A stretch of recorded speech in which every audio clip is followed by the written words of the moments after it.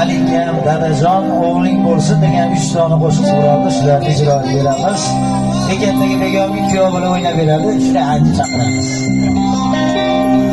O'g'ling bo'lsin tilla oshiq o'ynagan. Qizing bo'lsin o'z ismiga to'ymagan. O'g'ling bo'lsin tilla oshiq o'ynagan. Bo'lsin o'z ismiga to'ymagan. Do'sting bo'lsin sirlaring